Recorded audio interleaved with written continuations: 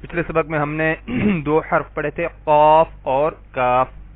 میں نے سوچا آپ کو جو ہے اس کی ایک شکل کی مدد سے بھی تھوڑا سا بتاؤں تاکہ آپ کے لیے آسانی پیدا ہو جائے۔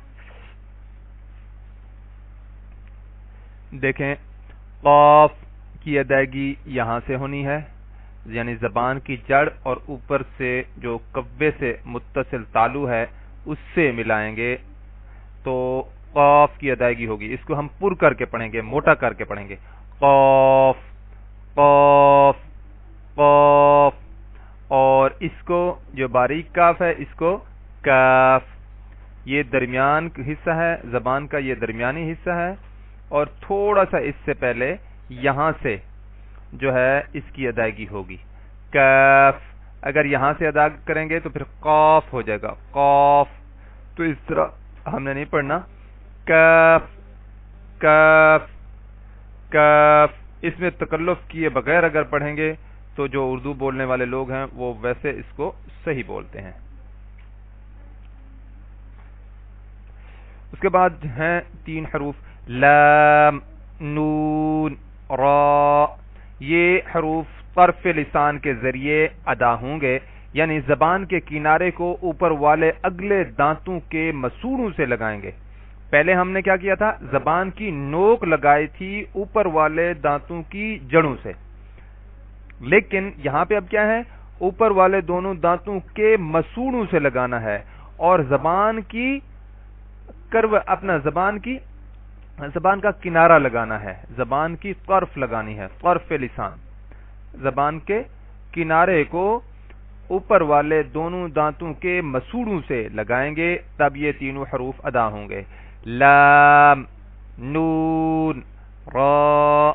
تو یہ آپ خود بھی پڑھ کے دیکھیں، پھر نوٹ کریں کہ زبان کی نوک کہاں پہ لگ رہی ہے، لام نون را لام نون را۔ ان تینوں حروف کو طرفیہ کہتے ہیں کیونکہ یہ طرف لسان سے ادا ہوتے ہیں۔ اسی طرح تا دال طا، یہ جو حرف ہیں یہاں پہ زبان کی نوک ثنایا علیہ یعنی اوپر والے دونوں دانت کی جڑ سے لگنے پر یہ تینوں حروف ادا ہوں گے، جیسے تا۔ اب آپ زبان کی نوک دیکھیے گا کہاں پہ لگتی ہے، یہ بھی نوٹ کریں، یعنی تا پڑھتے ہوئے زبان کی نوک چیک کریں کہاں پہ لگ رہی ہے، اوپر والے دونوں دانتوں کی جڑ سے لگنی چاہیے، تا دال طا۔